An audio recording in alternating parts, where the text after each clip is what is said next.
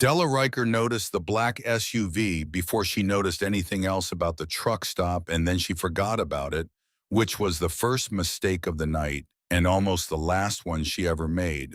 She rolled in off Interstate 40 at 2:43 in the morning on a Harley that had seen better decades but still ran like something with a grudge against silence. The engine's growl echoed off the asphalt, scattered a pair of starlings from a power line overhead, and then she killed it, and the desert quiet rushed back in to fill the space.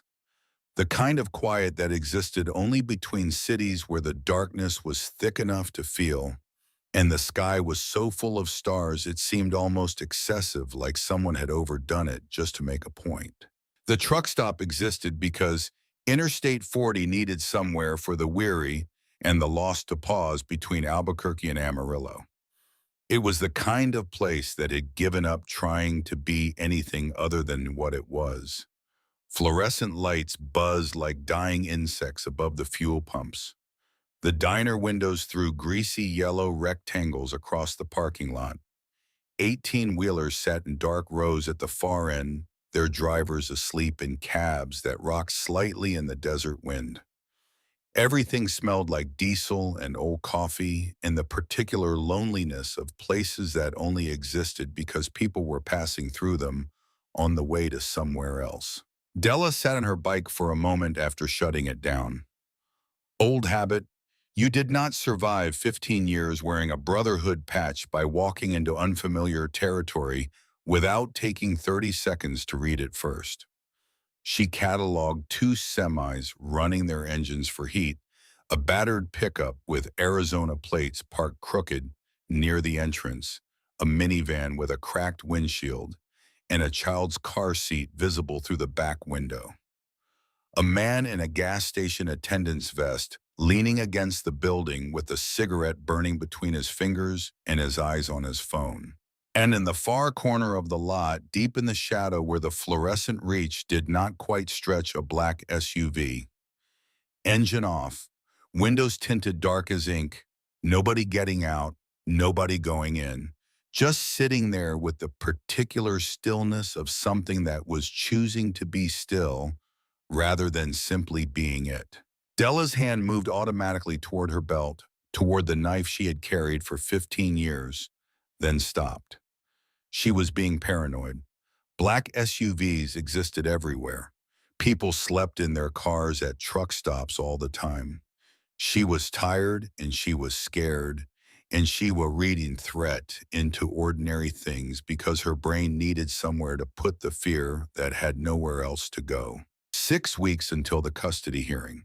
6 weeks to prove to a family court judge that a 58-year-old biker grandmother was a better option for Sadie than a 35-year-old father who had failed 3 separate rehabilitation programs and currently had a felony possession charge pending in Bernalillo County.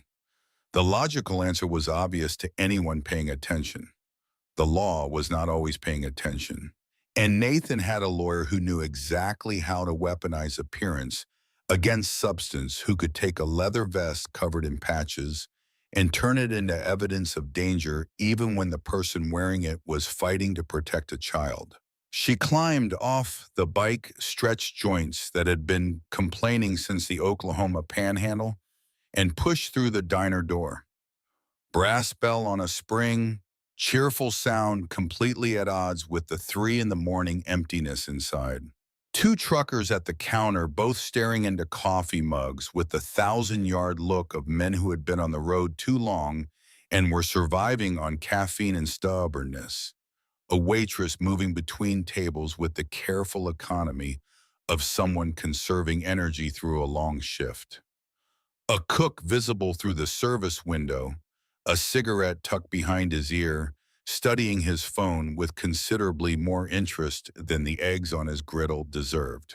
Della slid into a booth by the window, not to watch her bike, to watch that SUV. Her phone buzzed against her hip. She pulled it out with hands that showed every one of her 58 years, scarred knuckles from fights she had won and a few she had not. Calluses from decades of gripping handlebars through weather that ranged from desert heat to mountain cold. a thin scar along her right thumb from a night in Flagstaff she did not discuss in polite company. Hands that had changed diapers and thrown punches and braided a little girl's wild auburn hair, and done everything in between, all the contradictions of a life lived fully and sometimes badly and always forward. The lock screen photo made her chest tighten the way it always did. Sadie, 7 years old, gap-toothed and impossibly bright-eyed, standing in front of the Harley in an oversized t-shirt that hung to her knees, grinning, like she had just discovered the secret to something wonderful. Her eyes had that quality that some children carried, that complete and uncomplicated belief that the world was fundamentally good, that the people who loved her would always be there when it mattered. Della had been working very hard and at considerable personal cost to make sure that belief stayed intact. The text message was 4 words. "Grandma, where are you?" Della's thumb hovered over the keyboard. She started to type, stopped, started again. The truth was complicated in ways that a text message could not carry. She was somewhere between Albuquerque and nowhere riding because sitting still felt like surrender, and moving felt like doing something even when there was nothing specific to do. She was running from the fear that she might lose Sadie to a father who saw her as leverage, as a payday, as access to the trust fund her late husband Roy had set up before the cancer finished him 3 years ago. Running from the knowledge that courts might look at her vest and her patches and decide that a grandmother's love counted for less than a father's legal rights, regardless of what that father had done with those rights when he had them. Some conversations required more than text, required sitting across a kitchen table and looking into those bright eyes and being honest in the way adults almost never were with children, because honesty felt like burdening them, when really the dishonesty was the heavier thing, slower to dissolve and more corrosive over time. She pocketed the phone without responding. Another minute of that belief intact. The waitress appeared beside the booth. 60-something name tag that said Carolyn Eyes, that had the particular quality of people who had worked night shifts long enough to stop being surprised by anything the darkness brought in. She poured coffee without being asked. Good instinct. Read the customer. "You okay, huh?" The question carried no judgment, just the tired kindness of someone who had served coffee to the broken and the running for more years than she probably cared to enumerate. Della managed something that approximated a smile on a better night, just taking the long way home. Carolyn's tone said she had heard variations of that line roughly 10,000 times and believed exactly none of them, but she moved on without pressing. Some people wanted to talk. Some people wanted to be left alone with their coffee and the 3 in the morning quiet and whatever they were carrying that was too heavy to put down but too familiar to name. Della wrapped both hands around the mug. Heat through ceramic. Grounding. Real. She let her gaze drift back to the window to her Harley sitting under the sick yellow light and beyond it to that black SUV still unmoving in the corner of the lot. She should trust the instinct. She had been explaining it away for 20 minutes, and it kept returning the way pain did when you stopped focusing on something else. Professional positioning. That was what it was. The SUV was angled to provide clear sight lines to the diner entrance while remaining partially obscured from anyone inside looking out. She had seen that kind of setup before in different contexts in earlier decades, always with the same underlying geometry. People who were very patient and very good at waiting for exactly the right moment to do something very specific to someone specific. Her hand found the knife on her belt. She did not draw it, just touched it, just reminded herself it existed. What she was not ready for was the boy. Cole Merritt had been invisible for so long that he sometimes forgot what it felt like to be seen. 3 months living in the margins of truck stops and rest areas, the cold concrete spaces behind dumpsters where people discarded what they no longer wanted. learning the rules that nobody taught in school: be quiet, be small, be nothing worth noticing.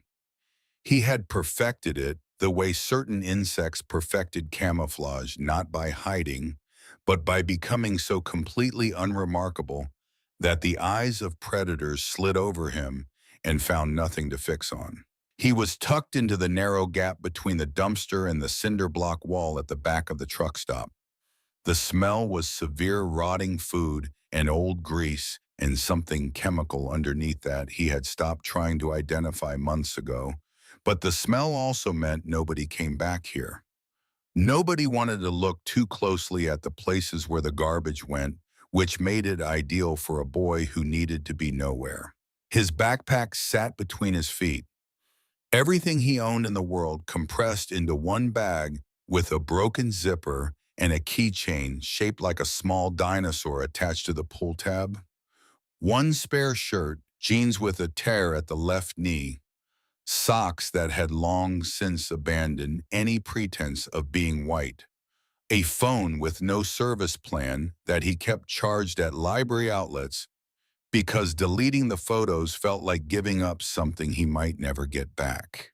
And at the very bottom, wrapped in a plastic grocery bag to protect it from moisture and dirt and the general hostility of the world, a photograph.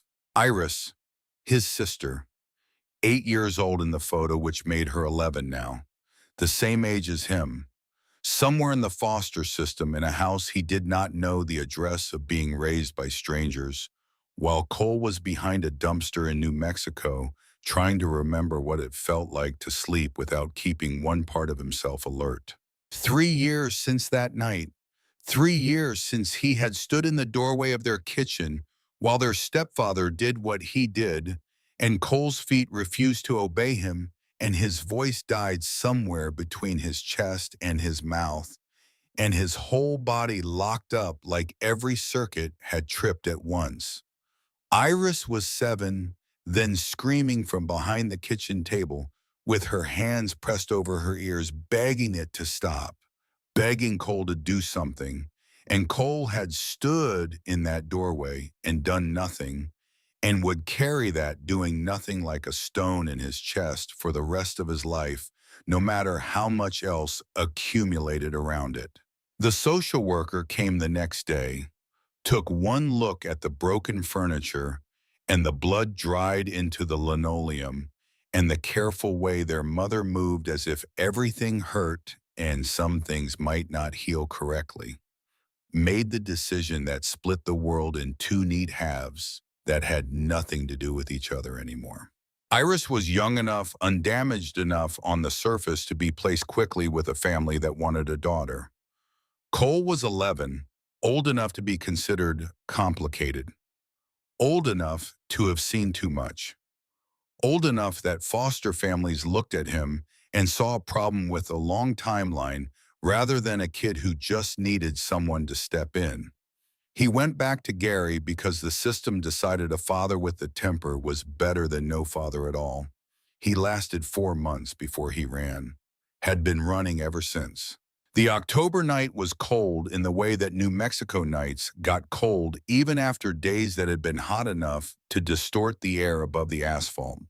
He pulled his hoodie tighter and watched the parking lot through the gap between the dumpster and the wall, cataloging the way he had learned to catalog everything. Which vehicles had been there more than an hour? Which people were passing through versus staying? Who might notice a homeless kid versus who would look right through him? The black SUV had been there when he arrived nearly 2 hours ago. He had noted it immediately the way he noted anything that did not fit the pattern. Engine off, but not because someone was sleeping inside. The stillness was wrong, too intentional. The stillness of something waiting rather than resting. Windows too dark for a civilian vehicle at a civilian truck stop at this hour. Positioned at an angle that made no sense for someone who just wanted to sleep undisturbed. He had almost moved, found somewhere else to spend the night. But then the woman on the motorcycle had rolled in, and something in the way she carried herself had made him stay and watch. She was older, maybe his mother's age would have been if things had gone differently. Gray threaded through dark hair pulled back tight. A leather vest covered in patches he recognized from news stories. The kind of stories that told you to be afraid of people who look like this. But Cole had spent 3 months learning to see past what the surface was designed to communicate, and what he saw in those 30 seconds before she went insane was not what the vest was supposed to mean. He saw the way she sat on the bike for those extra 30 seconds and read the parking lot the same way he read it. Methodical, deliberate, the practiced attention of someone who had learned that 30 seconds of looking could be the difference between a safe night and one that was not. He saw the way her hand moved to her phone and her shoulders did something complicated and involuntary, like a weight she had been carrying for a long time had shifted but not lifted. He saw her thumb linger on the screen before she put it away. That was a mother's gesture, or a grandmother's, someone who had people waiting for them, someone who carried something that mattered more than whatever she was doing out here at 3 in the morning alone. She went inside, sat in the booth by the window, and the SUV doors opened. Both of them, perfect synchronization. Driver and passenger, two men stepping out into the darkness with movements that were too coordinated to be natural, too purposeful to be anything other than rehearsed. These were not tired drivers stretching after a long haul. These were people executing a plan they had gone over until it was automatic. Cole's entire body went cold, not from the October wind. He had seen that kind of movement before. On nature documentaries he had watched at the library on winter afternoons when he needed somewhere warm to sit. The way wolves worked, the way they spread apart and angled towards something, creating geometry that removed options before the prey understood options were being removed. The patience of predators who did not need to rush because they had already done the planning that made speed irrelevant. His survival instinct said stay down. Every calculation that had kept him alive for 3 months on the street agreed. This was not his business. Getting involved with other people's dangerous situations was how you stop surviving. He had learned that, had paid for the learning with cold nights and hunger and fear that never fully switched off. But the man on the right shifted his jacket and Cole saw the shape beneath it. He had seen that shape before. 3 years ago. Kitchen. Gary swinging it in wild arcs while the social worker backed toward the door and their mother pressed herself against the counter and Iris screamed and Cole stood in the doorway and did nothing and let it happen and had been carrying that doing nothing ever since. The man's hand moved inside his jacket. The woman in the diner had her back to the door, head bent over her coffee, no idea, no time. Stay down. The voice in his head was 3 years of survival compressed into 2 words. This is not your problem. You cannot help. You tried to help once and you froze and nothing changed except that Iris cried for you and you had to live with having frozen. His fingers found the photograph in his pocket, found Iris's face through the fabric without needing to see it, heard her voice from 3 years ago, small and absolutely certain that her big brother could fix things. Cole, do something. Please do something. The gun cleared the jacket. Cole's legs moved before the rest of him caught up. He came out of the shadows running sneakers, slapping wet asphalt, hard hammering, so hard he could feel it in his back teeth. Every survival instinct he had developed screamed at him to stop, to turn around, to go back to being invisible and safe and alive. He kept running, straight toward the man with the gun and the woman who did not know death was arriving from behind. The word came out of him like something tearing loose from the place where it had been stuck for 3 years. Gun, 1 syllable. Cracked down the middle. 11-year-old vocal cords not designed for the volume of everything he was trying to push through them. But it was enough. The shooter's head snapped toward the sound. The barrel tracked away from the diner window. Time did something strange, slowing and speeding simultaneously, every detail hyper-real and crystalline, the man's face-turning expression shifting from focused calm to irritated confusion, the gun swinging toward Cole instead of the woman, and inside the diner, the woman's head coming up, eyes widening, body already moving. The shooter's finger found the trigger. Cole was still running forward, still moving toward the gun even though it was now pointed at him, because turning back meant going back to being the boy who stood in the doorway, and he would rather catch a bullet moving forward than live one more day inside that particular version of himself. The shot was louder than he expected. The sound bounced off concrete and metal and asphalt and seemed to arrive from everywhere at once. Birds scattered from somewhere overhead. An alarm went off on one of the parked trucks, then the fire. It detonated through his left side just below his ribs and spun him sideways, feet tangling the parking lot, tilting 90 degrees faster than physics should have allowed. He hit the asphalt with his shoulder and hip pain fracturing through him in waves. And for half a second, he thought he had just fallen, just stumbled in the dark and gone down hard. Then the warmth started spreading. He lay on his back and looked up at the parking lot lights and understood what had happened. The warmth was his blood moving outward through fabric, spreading faster than warmth should spread. But he had moved. He had screamed. He had not stood in the doorway. For the first time in 3 years, when Iris's voice had asked him to do something, he had done it. Above him, the lights buzzed and flickered. Little dying stars in a universe that had never noticed whether he existed or not. And he thought not with fear, but with something that felt almost like arriving at a place he had been walking toward for a long time, that at least he knew now. At least he knew he could move when it mattered. Della moved the instant she heard the word. 15 years of brotherhood had trained her body to respond to threat before her mind finished processing what kind of threat it was. She dropped below the window line as the first shot punched through the space where she had been sitting, took out a section of the neon sign above the diner, showered her with glass. She was already moving. Out of the booth, knife in hand, through the door and into the parking lot in one continuous motion that her joints would register their objections to later, if later arrived. The second shooter was coming around the corner of the building. She went at him low and hard shoulder, connecting with his ribs, putting all 135 pounds of her behind it. His shot went into the sky. They hit the asphalt together, and she pressed the flat of the blade against his forearm. Not deep, just enough to make the message very clear, and the gun fall. The SUV's engine roared. Tires screamed. The first shooter scrambling back inside, clutching something at his wrist. The vehicle fishtailed across the lot and was gone, taillights disappearing onto the interstate ramp at a speed that told her they had an extraction route planned before the night began. She let them go. The boy was on the asphalt 20 feet away.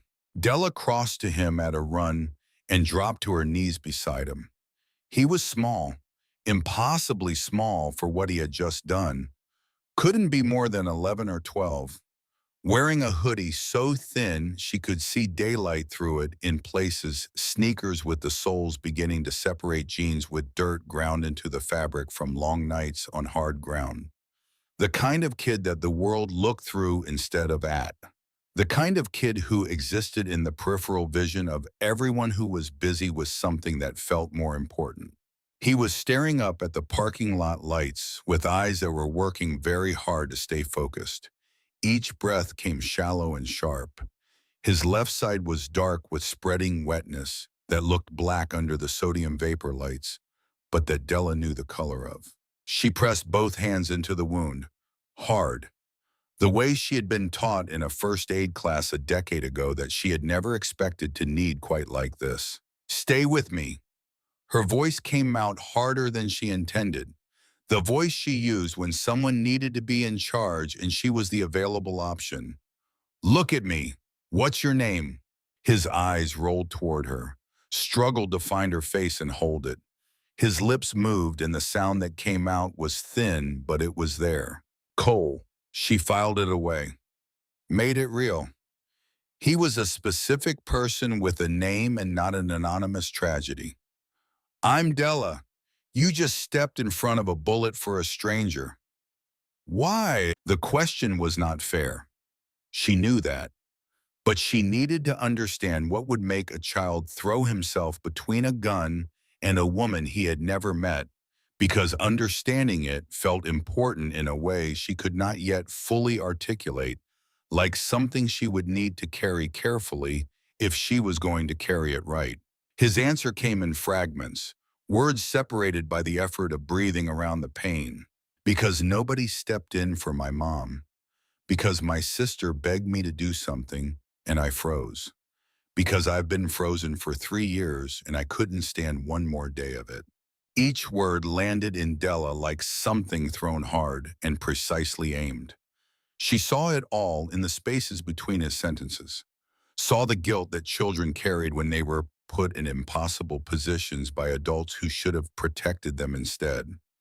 Saw the particular torture of having been paralyzed when someone needed you to move. Saw herself in miniature, different biography, same essential shape of wound. Someone should have stopped it, he said, for my family. Nobody did. Sirens in the distance, red and blue light already painting the eastern horizon. Della leaned forward until her face was close enough to his that he could not look away. Close enough that her words would reach even through the fog that was starting to cloud his focus. You listen to me, Cole. Her voice dropped to something fierce and deliberate and meant to last. You didn't save some random stranger tonight. You saved a grandmother.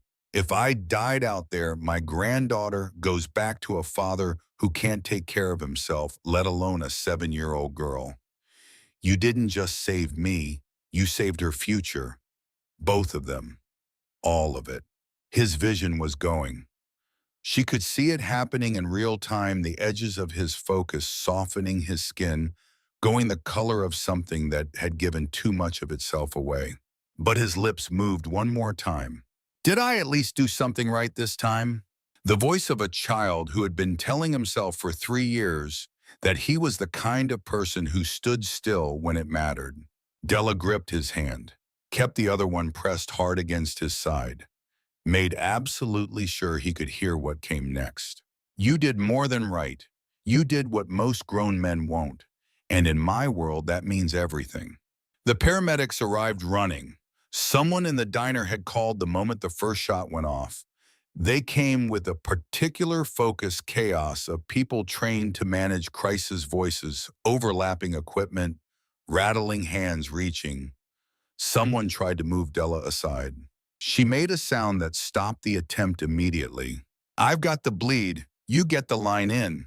They looked at her hands already doing the work, looked at her face, made the calculation that some arguments were not worth the time. They worked around her, lifted Cole onto the stretcher with care that physics did not cooperate with, and she watched him take the pain of movement inside himself, rather than letting it out, swallowing it, absorbing it, which was all wrong. 11-year-old boys should be allowed to scream when they were hurt, should have adults whose function was to make pain stop rather than cause it. The ambulance doors opened. Della climbed in without asking permission. Ma'am, the paramedic's voice had the beginning of an objection in it. He saved my life. Her voice was steel and absolute certainty. That makes him mine. I'm not leaving. The paramedic looked at her vest, at her hands still dark with Cole's blood, made a calculation about which battles were worth the energy. Fine. Stay out of the way. She wedged herself into the corner and watched them work.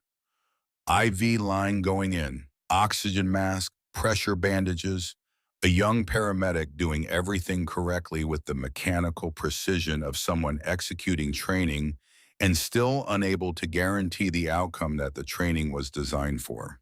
She pulled out her phone, blood smeared across the screen. She navigated to the contact by feel.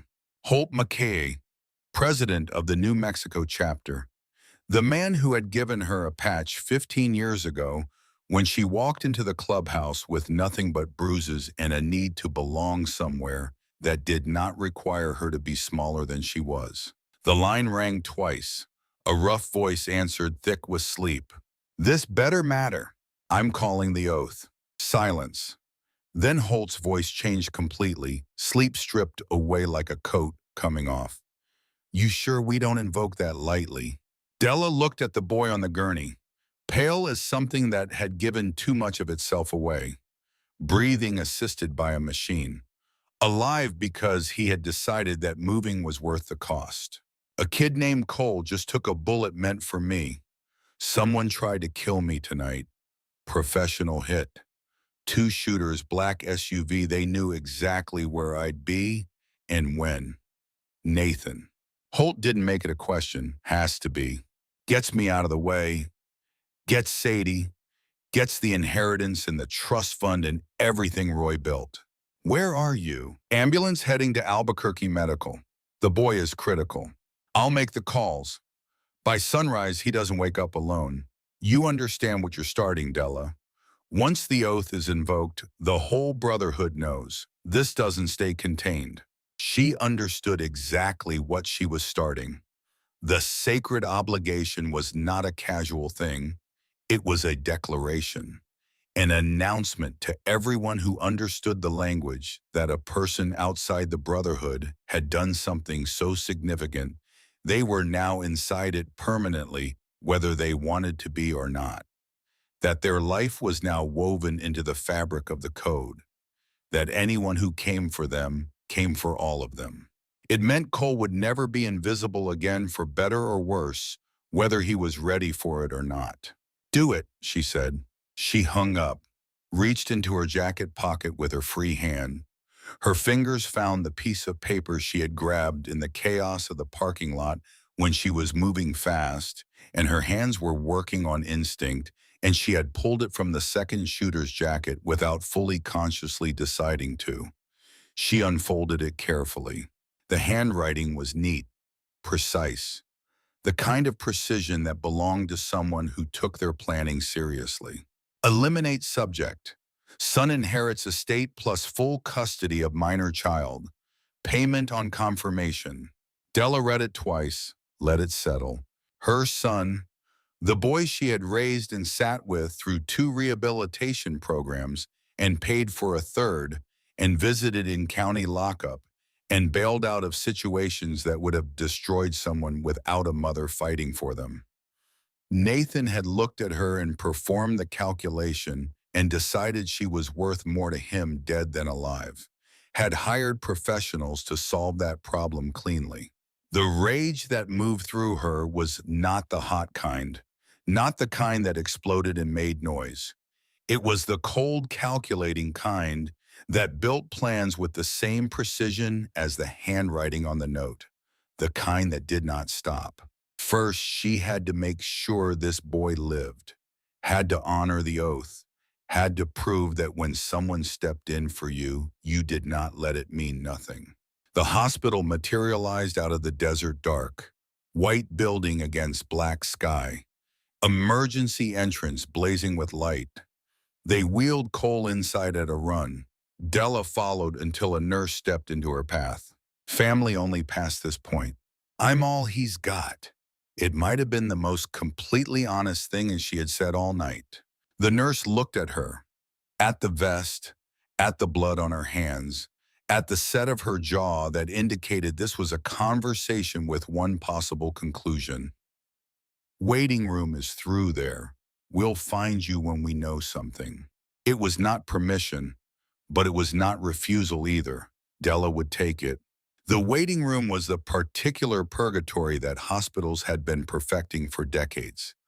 Chairs designed to discourage comfort. Fluorescent lights at a frequency that made everyone look slightly unwell. A television with the sound off cycling through news nobody was watching. Coffee from a machine in the corner that tasted like regret dissolved in hot water, and served without apology. Della paced, could not sit.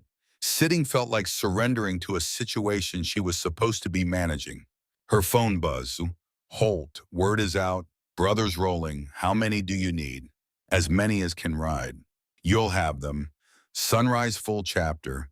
Anyone close enough is already moving. She paced, and the night moved slowly in the way that nights moved when you were waiting for something that had not happened yet and might go either way.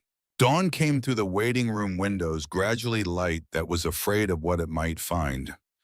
Della watched the sky go from black to deep blue to the tentative gray that preceded actual morning, and outside the parking lot began to fill, not with cars.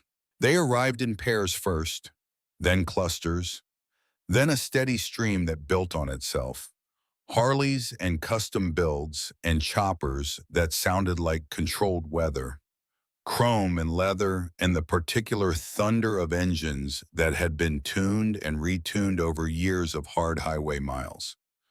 They parked in neat rows with military precision, each bike placed deliberately, the whole assembly taking on the shape of something organized around a purpose. Della walked to the window and counted without meaning to. 20, 40, 60, still coming. Men and women swinging off bikes, some of them with the look of people who had been on the road for hours, some with coffee cups still in hand from wherever they had stopped for fuel. Different chapters, different states, different decades of the same code.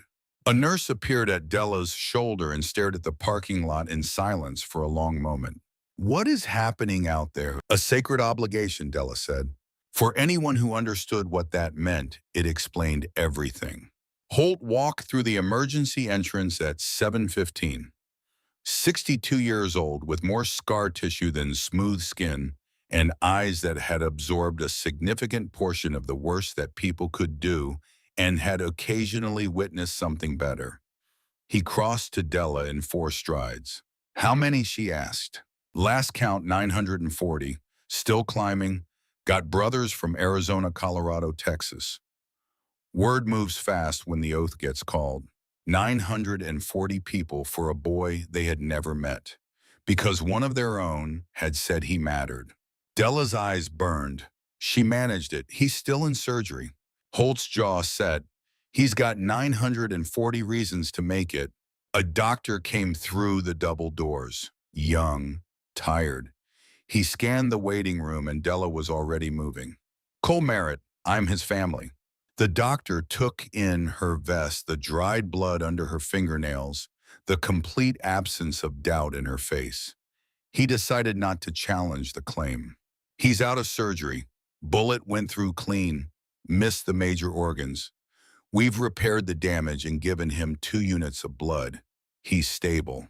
Della heard the word that had not been said yet. She waited. But he's severely malnourished and dehydrated. His immune system was already compromised before tonight. We're keeping him sedated to let his body focus on healing. The next 48 hours are critical. If infection establishes itself, the variables change significantly. Can I see him? The doctor looked out at 940 motorcycles parked in his hospital's lot.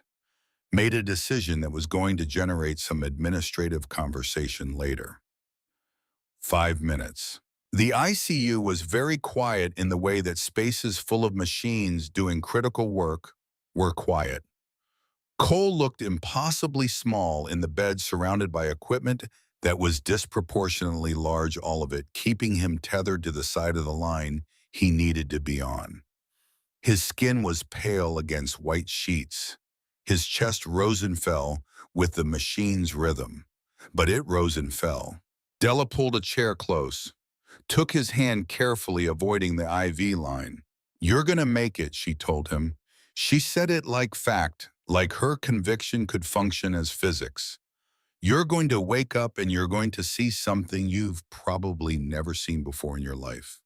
People who gave a damn, people who showed up. She did not know if any part of him could hear. It did not change what needed to be said. I don't know your whole story yet.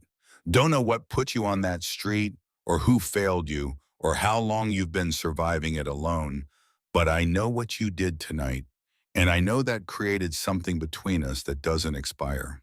Her phone buzzed. Unknown number. She looked at it. "This is Elizabeth Greer from New Mexico Child Protective Services. I've been assigned to Sadie Riker's case. I need to speak with you immediately regarding an emergency custody motion filed this morning by Nathan Riker." The words hit like the bullets that had missed her, each one finding its specific target. She dialed. Elizabeth answered on the second ring, professional, careful. "Ms. Riker, what motion?" "Nathan Riker filed an emergency petition this morning, claiming you were involved in a gang-related shooting. He's arguing that Sadie is in immediate danger. A judge has granted a temporary order. Sadie has been placed in 72-hour emergency foster care pending a full hearing." "He tried to have me killed last night," Della said. Voice flat. "Two professional shooters. The only reason I'm alive is because a homeless boy saw them coming and took a bullet for me. I pulled a note from the shooter's jacket. Eliminate subject. Son inherits estate plus full custody of minor child. That is not an allegation. That is a document." Silence. "Then carefully, I need to see that note and I need a full statement. I'm at the hospital with the boy who saved my life. He is 11 years old and he almost died because my son decided I was worth more gone than present. I'll come to you. Don't leave the hospital.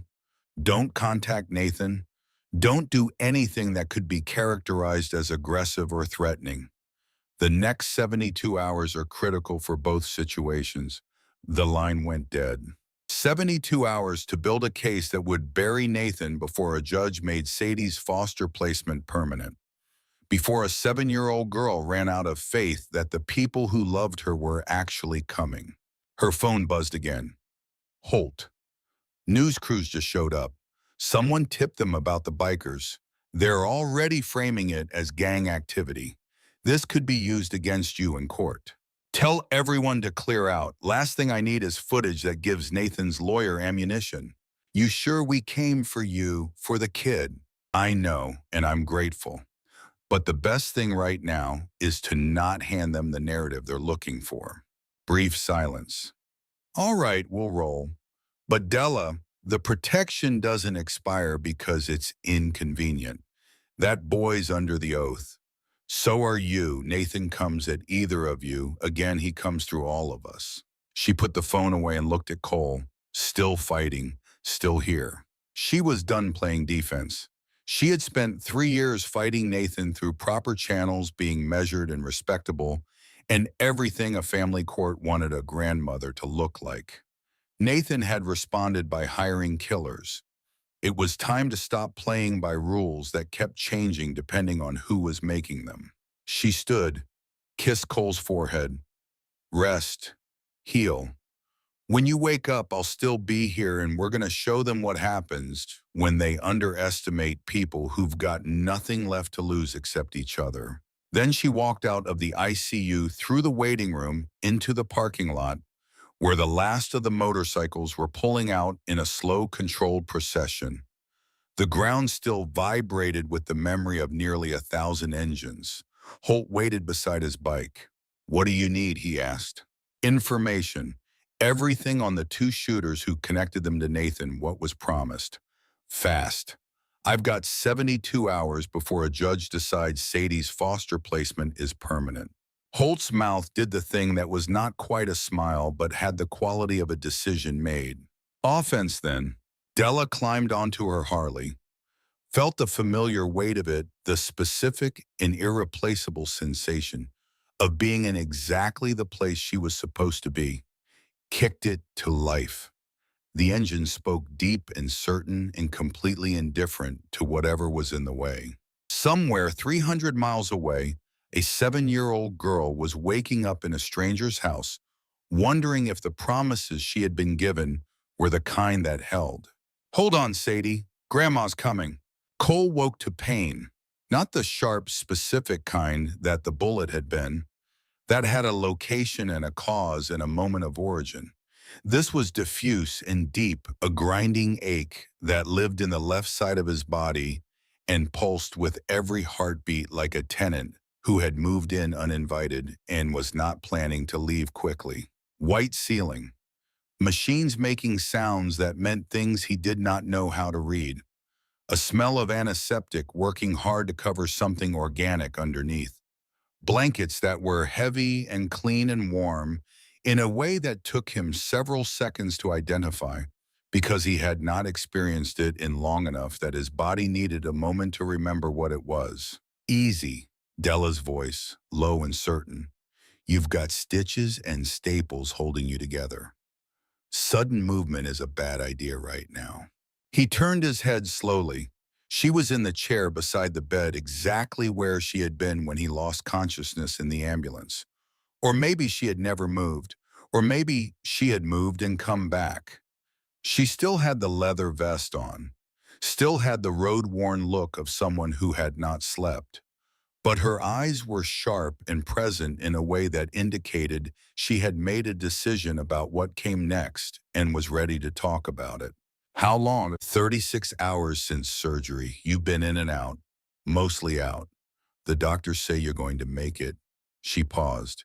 You had 940 people show up to make sure you didn't wake up alone.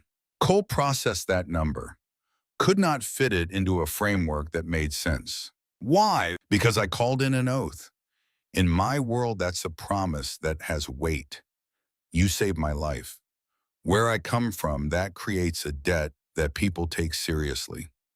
940 people showing up to sit in a hospital parking lot is what that looks like in the early stages. Early stages. We have problems, both of us, and I need your help if you're willing to give it. He should have said no. 3 months on the street had produced a very functional set of rules about not getting further involved in other people's dangerous situations, and every one of those rules applied here. But Iris's face was in his head, and the feeling from the parking lot, the feeling of finally moving, when it mattered, of finally being the version of himself he had wanted to be for 3 years. He was not ready to give that back. What kind of problems? Della told him everything.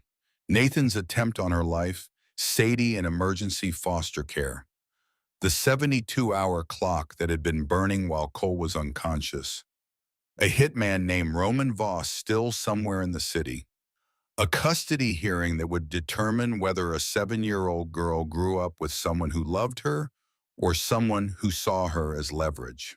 When she finished, Cole was quiet for a while, working through it the way he had learned to work through situations that had multiple moving pieces, identifying angles and pressure points and what information would change the picture. You need evidence, he said. Audio or video, something a court can use. Your word against Nathan's attorney without it.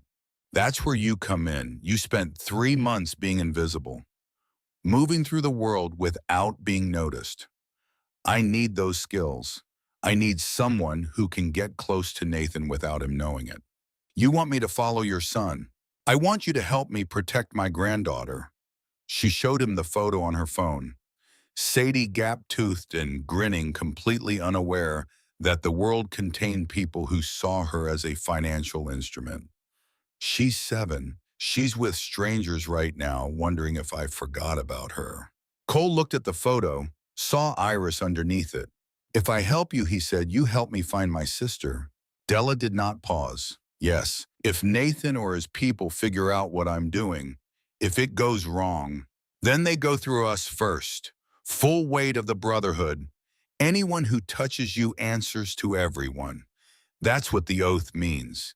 It does not have exceptions. She said it the way you stated something that was true, the way gravity was true. Not a promise about intention.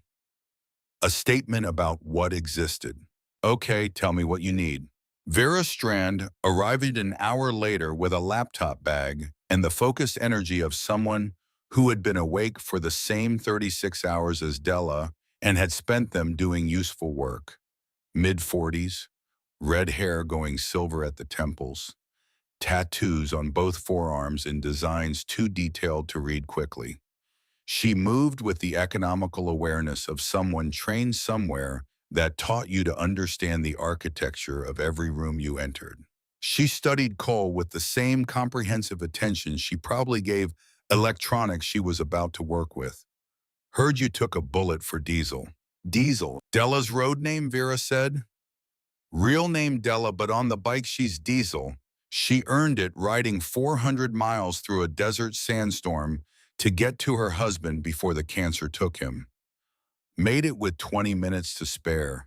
She looked at Cole. You earned something too with what you did in that parking lot, but road names come when you're patched in. Right now you're Cole. I don't want to patch. Didn't say you did.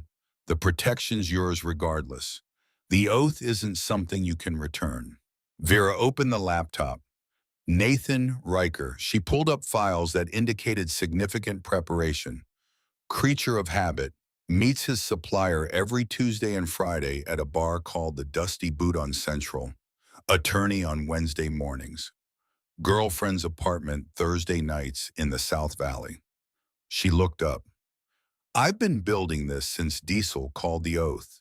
You need to know your problem before you can solve it. Can we prove he hired the shooters? Cole asked. Not yet.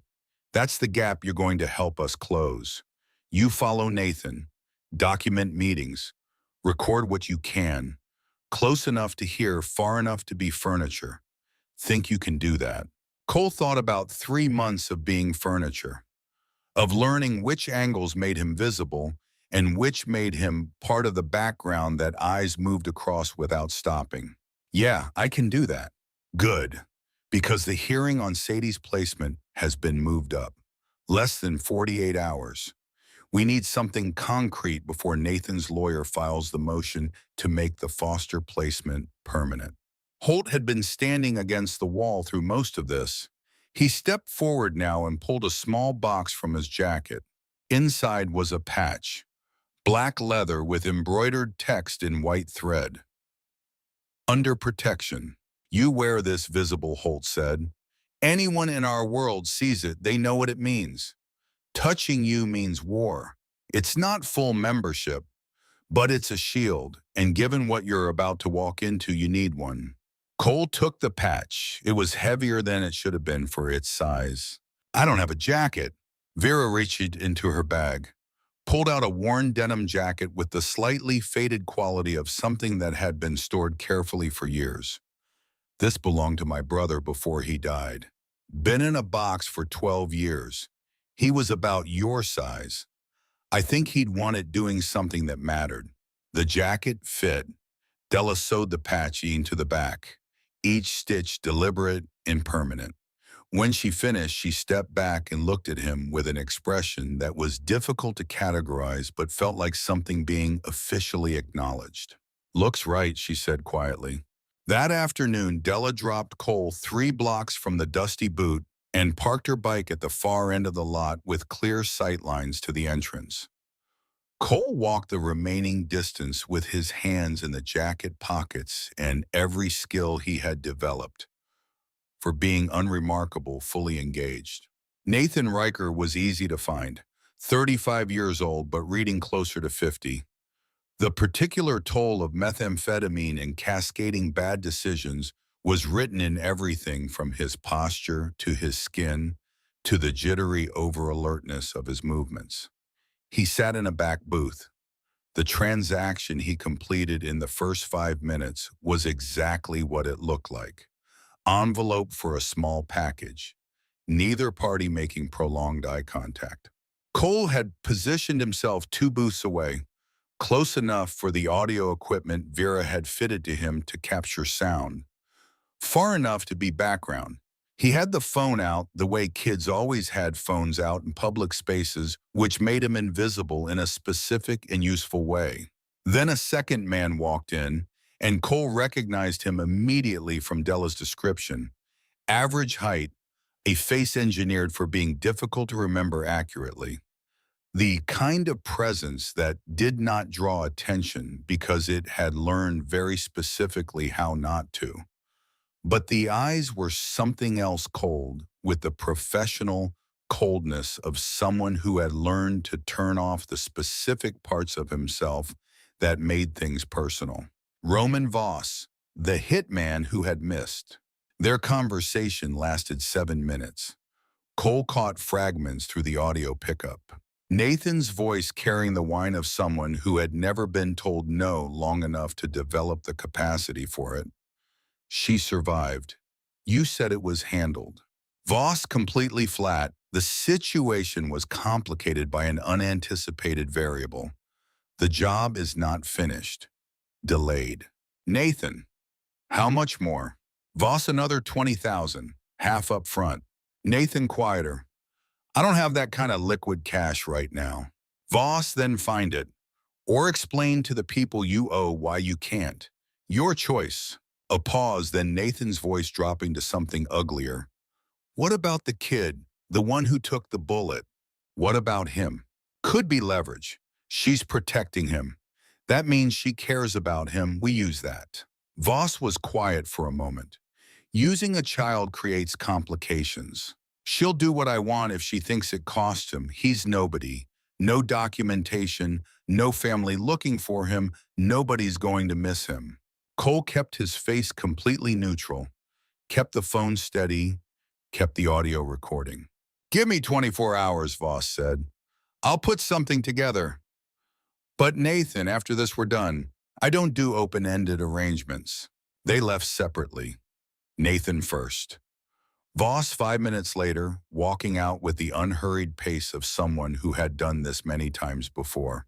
Cole waited until both were gone, then triggered the signal on the panic bracelet. Della arrived in 90 seconds. He played the recording through her earpiece, watched her face go to the particular stillness that faces went to when containing something that would be dangerous if it got out unmanaged. Holt's place, she said, now. The clubhouse was a converted warehouse on the industrial edge of the city. Inside it looked like the intersection of someone's lived-in space and a place that had thought carefully about certain kinds of contingencies. Pool table, a bar that predated most of the members, couches that had survived through sheer stubbornness. Holt was waiting with 15 others, a cross-section of the chapter unified by the same code and the same expression of controlled readiness. Della played the recording. The silence after it landed with weight. Holt broke it. That simplifies things. They come for the boy. We have justification to resolve this permanently. No. Della's voice cut through the beginning of agreement around the room. We do this smart and legal. We use the recording as evidence. Law enforcement. Proper channels. An older member with a scar bisecting his face spoke up. The system that put a 7-year-old with her addict father in the first place. That system. The system that's watching us right now, looking for an excuse to confirm every story they already want to tell about us. Della held his eyes. I want Nathan gone. But not if it costs Sadie in the process. We play this smart or we don't play at all. Holt nodded slowly. She's right. We go in loud. We confirm the narrative. We go in smart. We write a different one. What's the play? We let them try to grab Cole. Vera said it with the measured quality of someone presenting a logistical option. We control the situation. Wire him, track him, have people positioned, record everything. Get Voss on camera admitting to the attempted murder. Get Nathan on camera ordering it. Give the DA something they can't ignore. You're using the boy as bait, Holt said. Statement, not accusation. I'm giving him a choice. Those are different things. Della looked at Cole. You don't have to do this. We can keep you safe until the hearing. But if you're willing to help, we can end this permanently. Nathan never threatens Sadie again. Never threatens you again. Cole thought about Iris, about the difference between being safe and being free, about a 7-year-old girl with a gap-toothed grin who deserved better than a father who saw her as currency. I'll do it, but I want something in return. Find Iris, find out where she is, and make sure she gets the same protection you're giving me. Della did not pause. Done. Vera, start the search now. They spent the next 6 hours preparing. Vera fitted Cole with a wire built into a shirt button, a GPS tracker sewn into the jacket lining, and a panic bracelet designed to look like a charity fundraiser ribbon. Everything undetectable at casual inspection, everything functional. Holt positioned his people, surveillance teams on rotating shifts, watchers at elevated positions, riders ready to mobilize in under 2 minutes. A net woven tight enough that reaching Cole would require going through a significant portion of the brotherhood. Vera found him around 10 o'clock, pulled a chair up beside him. Your sister, Santa Fe foster home run by a woman named Ruth Hayden, been there 4 months. Before that, 6 different placements in 3 years. Files describe her as having attachment difficulties and behavioral challenges. Vera's voice softened slightly. That's how the paperwork describes a child who's learned that getting attached gets you hurt. Is she safe? No abuse flags.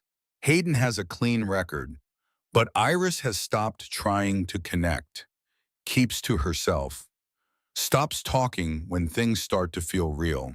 Cole knew what that looked like from the inside. He had built the same walls. Can I see her? Not yet. But after this is done, after we get Sadie back, we go to Santa Fe together. That's the deal. You help us, we help you. He nodded, thought about Iris behind those walls waiting for someone who was taking too long. Della's phone rang just after midnight. She listened. Her face did the thing it had done when she read the note from the shooter's jacket. Hearing's been moved up. Nathan's lawyer filed another emergency motion. They've got photos from the hospital parking lot, 900 bikers, quote, occupying a medical facility in a show of force. They're using it as evidence that Sadie is in immediate danger from my associations. When's the hearing? Tomorrow morning, 9 a.m. Vera didn't look up from her laptop. We don't have the evidence yet. Voss hasn't made his move. Then we make him move tonight. Della looked at Holt. Can you leak Cole's location? Make it look like he's alone and accessible? Holt was quiet for a moment. That accelerates the timeline. The variables get harder to control. Everything about this is hard to control. But I'm not walking into that courtroom tomorrow with nothing. I need Voss on tape admitting what Nathan hired him for. I need it tonight. Holt pulled out his phone, made 3 calls, brief and specific. When he finished, he looked at Cole with the steady eyes of someone who believed in honesty about risk. In 1 hour, every low-level operator in this city will know a homeless kid is staying alone at the Maverick Motel on Central. Room 114, one biker on watch who's not paying attention. Will Voss come? If he's smart, probably not. If he's operating under a deadline and running out of options, probably yes. But Cole, you need to understand what this means. We will control everything we can control. We cannot guarantee everything. There are no clean promises in this kind of work. Cole thought about the parking lot, about the moment between deciding to run and running, about what it had cost and what it had been worth. I understand. They moved him to the Maverick at 1 in the morning, a room that smelled like accumulated poor decisions and the ghost of cigarettes from a decade ago when you could still smoke inside. Vera had wired it before Cole arrived. Cameras in the smoke detector and the bedside lamp. Audio pickup sensitive enough to record a conversation across the room. The biker on watch was a woman named Scarlett, who positioned herself in the parking lot with instructions to look inattentive. You see him coming. You hit the panic button before he reaches the door, she told Cole. You are the witness, not the catch. Let us do the catching. Cole sat on the bed and waited. The specific kind of fear that came from sitting alone, knowing something was coming, had plenty of time to establish itself. He kept his breathing slow, kept the panic button within reach, kept his mind on Iris and Sadie and the reason this was worth doing. The door came in at 2 in the morning, not opened, kicked hard enough to splinter the frame.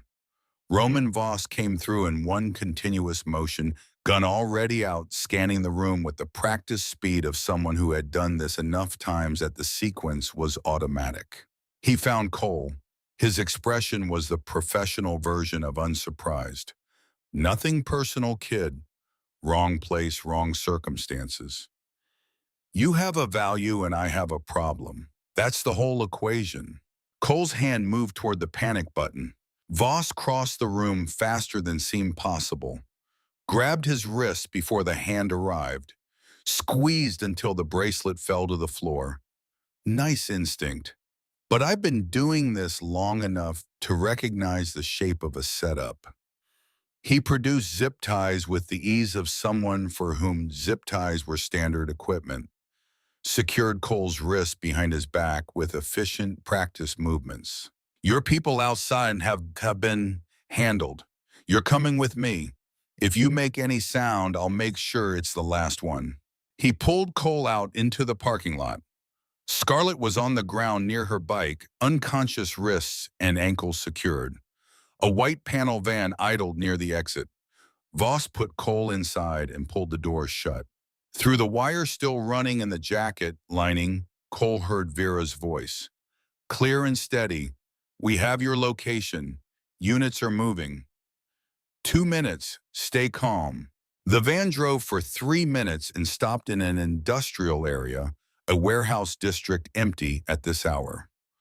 Voss pulled Cole into a building that echoed with their footsteps, concrete floor, metal walls, every sound repeating slightly before it faded.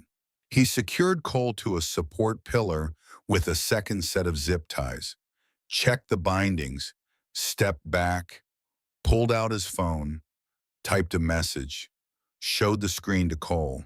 Tell her she has 6 hours. She drops the custody case, she tells the court she's unfit, she gives Nathan what he wants. Or I leave you somewhere, she'll find you eventually. Clear. Cole nodded. The fear was not acting anymore. Voss stepped away and made a call. Got the kid. Send the message. 6 hours. A pause, then Nathan's voice through the speaker, loud enough for the wire to catch every word. Make sure she knows you mean it. I want her to understand that fighting me has a cost. Do something that shows it's real. Voss was quiet for a moment. The pause was brief, but it was there. That wasn't the original arrangement. The arrangement changed. I'm paying for follow-through. Do it. Voss looked at Cole. Something moved through his expression that had not been there when he came through the motel door. Not quite hesitation, not quite something he was willing to name. Just a calculation that included a variable he had not initially accounted for. I'll handle it, he said. Have the money ready. He hung up, stood still for a moment, then looked at Cole with the eyes of someone deciding whether to say something. How old are you? 11. You have family. A sister. She's in foster care in Santa Fe. I haven't seen her in 3 years. Voss was quiet long enough that the silence had texture. I had a daughter, Vanessa. She was 9 when she died. Drive-by shooting 3 blocks from our house. Nothing personal, that's the phrase they always use. Nobody is ever sorry about anything that was personal. Cole said nothing. I spent 12 years after that trying to fill the space. Took jobs like this one. Told myself that if I couldn't save Vanessa, at least I could be useful at something. He looked at the gun in his hand with something that was not quite the expression of someone who had always been comfortable with what they held. It doesn't fill anything. The space just gets larger. Then why? Because I'm good at it. Because people pay me. Because I convinced myself that if I was going to live in this world, I might as well be honest about what kind of world it is. He paused. But the man who hired me, he has a daughter, 7 years old. He is trying to get custody of her, not because he loves her, but because she has a financial value to him. He looked at Cole. I was going to help a father take a little girl away from the grandmother who loves her. The same thing that happened to Vanessa when someone decided their business was worth more than her being alive. Sadie, Cole said. Voss's jaw tightened. That's the part I didn't think about carefully enough when I took the job. The warehouse door exploded inward. A controlled breach shape charge, turning the metal into a controlled spray that cleared the entrance without fragmenting dangerously inward. 15 people came through in the gap with the coordinated precision of people who had done this before in contexts where hesitation was a problem. Della walked through last, unarmed, moving with the particular calm of someone who had decided what the outcome was going to be and was simply here to let the situation arrive at it. She looked at Voss, at the gun, at Cole secured to the pillar, at the specific architecture of the situation. Let him go. She said it the way you stated something about physics. Voss did not lower the gun, did not raise it, stood between positions, something working in his face that had not been there when he came through the motel door. You were hired to kill a grandmother, Della said. Her voice cut through the warehouse's acoustics like something with an edge. Look at this boy. He lost his sister because nobody stepped in when it mattered. You lost your daughter to the same logic. Someone's goal was worth more than her life. How many more children lose people before somebody says enough? I say enough, and Nathan finds someone who doesn't have my hesitations. Someone who finishes the job without any of this. Then testify. Give us Nathan. Trade what you know for a deal and let the law put him somewhere he can't hurt anyone else. Stop passing the consequences to the next person in line. You think the system is going to handle it. The system didn't save my daughter, didn't save this kid's mother. It's not going to suddenly start working correctly because you believe in it. I'm not asking you to believe in the system. I'm asking you to believe that a father who will pay to murder his own mother should not have custody of a 7-year-old girl. Della took one step closer, slow, completely deliberate. I'm asking you to believe that we can stop him tonight if you choose to help. With what's already recorded and what only you can testify to. She held his eyes, not aggressive, not pleading, just completely certain about what she was asking and why it mattered. Voss looked at the gun, at Cole, at the 15 people who had come through the door, at something that was not quite any of them. Then he set the gun on the concrete floor, stepped back from it, raised his hands. All right, he said. His voice had the quality of a decision that could not be reversed. I'll give you Nathan, but I want a deal in writing before I say anything else. And I want to know the kid's going to be all right. The kid's under sworn protection. Della was already moving toward Cole with her knife out to cut the zip ties. He's going to be more than all right. The police station at 4 in the morning processed what they brought with the focused efficiency of institutions that recognized when something significant had arrived. Vera's recordings were clear. Nathan's voice on the audio ordering violence against an 11-year-old child was the kind of evidence that organized calendars around itself. Roman Voss talked for 3 hours.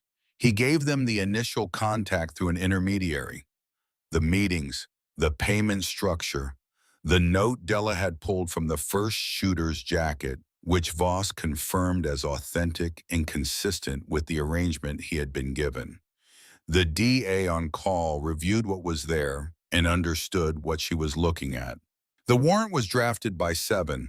Nathan Riker was arrested at 6:15 in his girlfriend's apartment in the South Valley, still half asleep when the officers arrived, confused about what was happening until they were most of the way through his rights. The charge list was extensive. Conspiracy to commit murder, solicitation of murder, child endangerment, kidnapping, the kind of list that did not leave much room for the outcome Nathan had been counting on. At 8:45, Della walked into family court. She had stopped at the hospital first. Cole was awake, sitting up, better than he had been at 4 in the morning, which was not saying a great deal, but was saying something real. She had sat with him for 20 minutes and told him what was happening and watched his face process it. Is Sadie going to be okay? He had asked. That's what I'm going in there to make sure of. Go then, I'll be here. The judge reviewed the police reports, the charges filed that morning, Voss's sworn statement, the audio of Nathan ordering harm to a child. She looked up from the documents with the contained outrage of someone who had been on the bench long enough to have standards and had just watched them get violated in a specific and documented way. Nathan Riker's petition for custody is denied. Her voice was precise. Ms. Riker, you are granted full custody of Sadie Riker effective immediately. Mr. Riker's parental rights are suspended pending the outcome of criminal proceedings. This court apologizes that these circumstances became necessary. Della nodded once, did not speak. Save the release for somewhere it would not be misread. Elizabeth Greer caught her in the hallway. I'll have Sadie ready for pickup in 2 hours.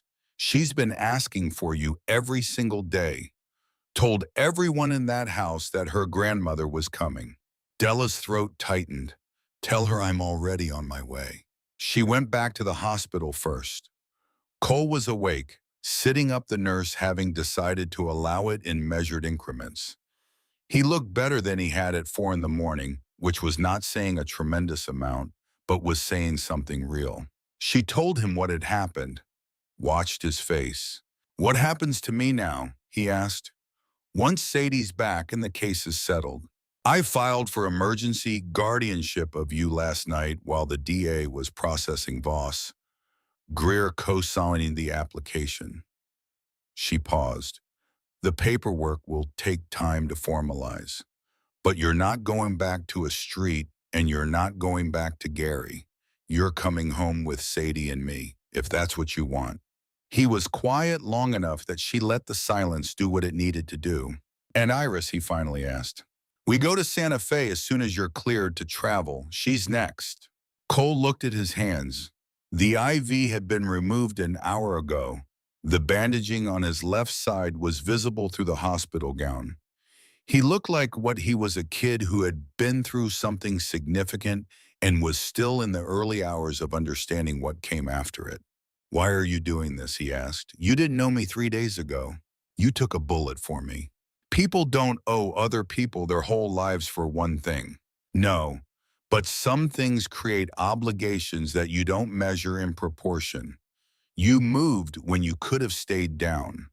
You made a decision alone, without backup, without any reason to believe it would be worth it. She leaned forward.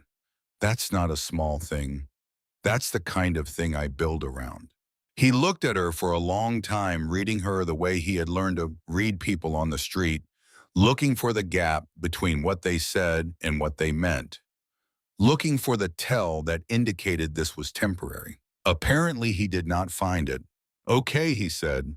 2 hours later, Della pulled up to a house in the Northeast Heights, where a woman named Sandra Keene ran short-term foster placements, with the careful competence of someone who had been doing it long enough to manage both children and crises without losing her equilibrium. Cole was in the passenger seat, cleared for short travel, moving carefully. Sadie came out of the front door before the car fully stopped. 7 years old and moving with the specific urgency of someone who had been waiting and was not going to waste a single second of the arrival on decorum. She hit Della at a run, and Della caught her, absorbed the impact, held her, while the tension in that small body released in stages as the reality of the arrival settled in. I knew you'd come, Sadie said into Della's shoulder. I told them. I said Grandma always comes. Always, Della said. She set Sadie down after a moment. Sadie noticed Cole in the passenger seat for the first time, studying him with the direct curiosity of children who had not yet learned to make their interests less visible. Who's that? Someone special. Della kept her hand on Sadie's shoulder. His name is Cole. He's the reason I'm here right now. Sadie took in Cole's careful movements as he got out of the car. The edge of bandaging visible at his collar. You got hurt. Yeah, Cole said. For Grandma, yeah. Sadie considered this with the gravity that 7-year-olds brought to things that mattered. Then she held out her hand in the formal way children sometimes did when they sensed the moment required ceremony. I'm Sadie. Thank you for keeping her safe. Cole shook her hand. I'm Cole. Do you have any family? A sister. Her name is Iris. Is she nice? I think so. I haven't seen her in a while. Sadie considered this. Maybe you can bring her to meet us. Cole looked at Della. Yeah, maybe soon. They drove back to the house Nathan had tried to inherit. 3 people where there had been one, which changed the acoustics of every room in ways that were not unpleasant. Sadie talked through the entire drive, filling Cole in on the full account of the foster placement with the thoroughness of someone who had been containing a large backlog of narration and had finally found the right audience for it. Cole listened, asked occasional questions, smiled twice, which Della counted. Holt called as they pulled into the driveway. Nathan is looking at life without parole. DA says the recording of him ordering harm to Cole is what makes it airtight. Voss is cooperating fully 15 years with possibility of parole in 10 if he stays cooperative. He took the deal before the ink was dry. Good. And Cole's paperwork. Emergency guardianship is filed. You'll have temporary custody by end of week, permanent by end of month, if all goes as expected. Della looked at Cole. You okay with that living here? Being part of this? Cole thought about the alternatives. The street, the cold, the hunger, the fear that never fully switched off. Thought about Iris in Santa Fe still waiting. Yeah, I'm okay with it. That night, Della made dinner at the kitchen table. Real food cooked from actual ingredients. Sadie talked through most of it, managing to give Cole a fairly comprehensive overview of her entire life while consuming an impressive amount of food. Cole ate with the careful attention of someone for whom food had been unreliable long enough that it still deserved full presence. After dinner, Della pulled out her phone. Vera has the arrangement made. Tomorrow we drive to Santa Fe. We bring Iris home. Cole set down his fork. What if she doesn't remember me? It's been 3 years. Then you remind her. You show her that brothers who disappear sometimes come back. That promises can be remade. She paused. Family isn't only blood. It's who shows up when it matters. Sadie appeared from the living room with a blanket and a stuffed bear that she had apparently decided Cole needed. You can sleep in the spare room. Grandma says you're going to stay. That makes you family. Family shares blankets.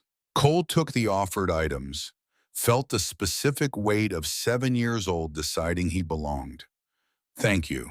He slept in a real bed for the first time in months, door locked from the inside because old habits required time to change, but warm fed and with people in the next rooms who would notice if something went wrong. The drive to Santa Fe took 2 hours. Della behind the wheel, Cole in the passenger seat with his hands in the jacket pockets, and everything he wanted to say to Iris arranged and rearranged in his head. Sadie in the back asking questions that nobody had complete answers for. What if she doesn't like me? Sadie asked. Her voice was small in the way it got when she was actually worried about something. She'll like you, Cole said, more hope than certainty. Vera had talked to Iris's current foster mother, told her what was coming. Iris has been packed since yesterday morning, sitting by the window. Cole's throat tightened. She's been waiting. She's been waiting for 3 years. Kids don't let go of that kind of thing. Ruth Hayden met them at the door, 60-ish kind eyes behind reading glasses, the careful weariness of someone who had fostered enough children to know that love was often not sufficient to repair what the world had broken, but gave it anyway. She's upstairs, Hayden said. Been asking me every 10 minutes if you were real. Whether this was going to happen or whether it was another thing that was going to fall through. Cole's chest tightened. Can I see her? Go ahead. Second door on the right. He climbed the stairs slowly. Each step felt like moving towards something that could shatter him or rebuild him, depending entirely on what happened in the next few minutes. The door was half open. He knocked anyway, giving her time. "Come in." Her voice, 3 years older, harder at the edges, but still completely unmistakably Iris. He pushed the door open. She was sitting on the bed with the posture of someone who had learned to hold herself at a slight distance from the world, ready to step back from it at any moment. 11 years old now, hair longer than he remembered, eyes that had the particular quality of eyes that had been watching for a long time for signs of what was coming and had not always liked what they found. A small backpack sat at her feet, everything she owned ready to move again, because moving was what foster kids did. They looked at each other, brother and sister separated by 3 years and 1,000 miles of things that had happened to each of them while the other was not there. "You got tall," Iris said finally. "You got old," Cole said. A smile crossed her face, brief, like she had forgotten the exact muscle memory for it and had to work to locate it. "You said you'd come back for me." "I know. I'm sorry it took this long." 3 years isn't long, it's forever. No accusation in her voice, just the plain fact. The way that time moved differently for children, especially children who had been waiting. "I couldn't before, but I can now, and I'm not leaving without you." He paused. "Unless you don't want to come, that's your choice." Iris studied him, saw the stitches visible at his collar, the careful way he moved, the patch on the jacket. "Vera said you got shot, said you saved someone's grandmother." "Yeah." "Why?" He thought about how to answer that. "Because I was tired of standing still, tired of watching things happen and doing nothing about them, tired of being the kid who stood in the kitchen and froze." He looked at her. "I wanted to do something right for once, and I did." "Did it work? Are you different now?" "I don't know yet, but I have people now. A grandmother who keeps promises, a little girl who shares blankets with strangers, an army of bikers who decided I mattered." He stopped. "And a sister I've been looking for since the day they took you away. If you'll come with me." Iris picked up the backpack, held it the way she had probably been holding it since yesterday, like a shield and a preparation simultaneously. "Where?" "Albuquerque. Della's house. There's a spare room. She has emergency guardianship papers for both of us. We'd be together. What if it doesn't work? What if she decides we're too much trouble?" Cole understood the fear, had felt it himself, still felt it, sometimes in the quiet moments when his brain tried to insist that permanence was a thing adults promise before they change their minds. "Then we figure it out together." But Della's not like the others. She called in something called the sacred oath for me. 940 bikers showed up because I took a bullet for her. That's the kind of person she is. The kind who keeps the hard promises. "Is Sadie nice?" "Yeah. She's 7, talks constantly, thinks brothers who save grandmothers are heroes. She already decided you're going to love motorcycles." Iris stood, testing, is that normal for her? "Pretty much," Cole said. They went downstairs together, Iris moving with the careful control of someone who had learned that showing excitement created exposure to disappointment. But when she saw Sadie waiting by the door, something shifted. 7-year-old certainty meeting 11-year-old caution. Sadie smiled the way she always smiled, wide and genuine and completely unaware that some people needed time to trust smiles. "You're Iris. Cole talks about you. I'm Sadie. Do you like motorcycles because Grandma has one? And it's really loud but also kind of amazing, and maybe she'll let us ride sometime if we ask." Iris blinked, looked at Cole for context. "She's always like this," he said. "I like motorcycles," Iris said quietly. "I've never been on one." "Then we'll fix that," Della said from behind Sadie. She stepped forward, not crowding, giving Iris space to take in the information at her own speed. "I'm Della. I have a house with 2 spare rooms and a kitchen that has actual food in it. The only promise I'm making is this: you're under protection now. Same as Cole, same as Sadie. Nobody touches you without going through us first. Us, Iris said carefully. 940 of us, Sadie said, give or take. Grandma says it depends on the day. Della's mouth curved slightly. It's a lot to explain. Short version is that you matter now. Both of you. And we don't let go of people who matter. Ruth Hayden appeared with the paperwork, transfer documents, temporary guardianship signatures, the official stamps that transformed Iris from another foster placement into something with a different name. She handed Della a folder: medical records, school transcripts, therapy notes. She's been through 6 placements in 3 years. Each move made trusting harder. She'll test you, push to see if you'll give up. I won't. Everyone says that. I'm not everyone. They drove back to Albuquerque with 2 kids in the back. Sadie filled the silence with her usual comprehensive narration of everything she found interesting about the world. Iris listened, occasionally nodded, said very little, watched the desert scroll past, and tried to decide what she believed about any of this.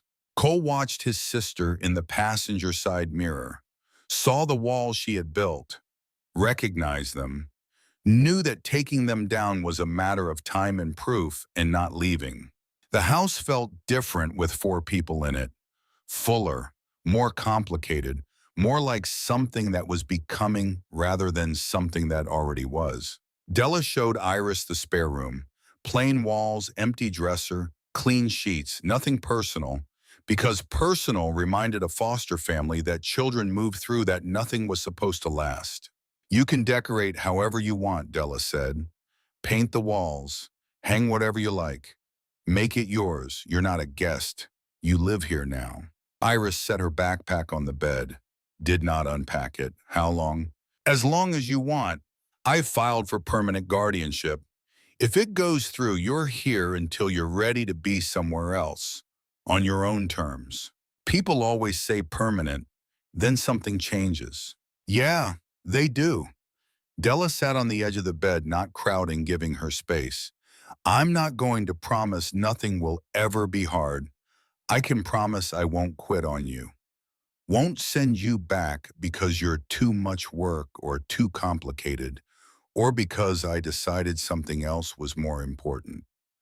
She paused. You're Cole's sister. He saved my life. That makes you family by extension. I take family seriously. That's a strange reason to want kids. Most reasons people want kids are strange if you think about them honestly. Della stood. Dinner's at 6. Cole knows where the kitchen is. If you need anything, ask. If you need space, take it. No rules except don't hurt yourself or anyone else.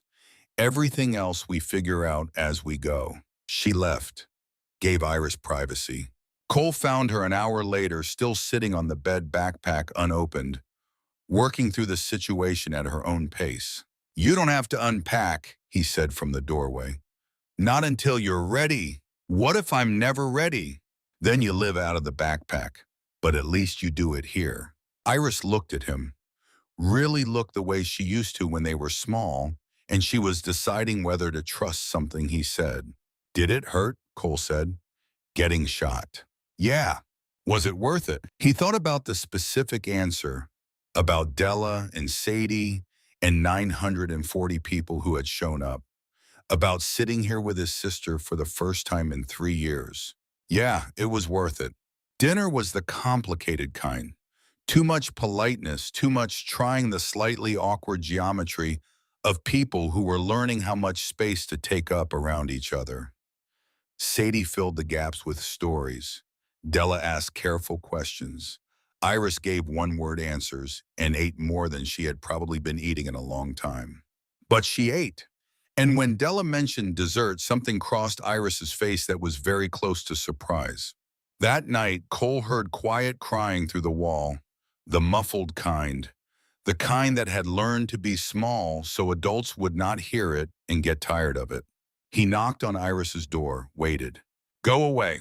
He opened it, found her curled on the bed, still in her clothes backpack, clutched like something she could not set down yet. I used to cry every night too, he said. After they took you, after I ran from Gary.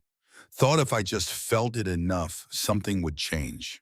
Did it? No, so I stopped feeling things. Went numb because numb was easier than hoping. He sat on the edge of the bed far enough to give her room. But then I met Della and Sadie and people who decided I was worth showing up for.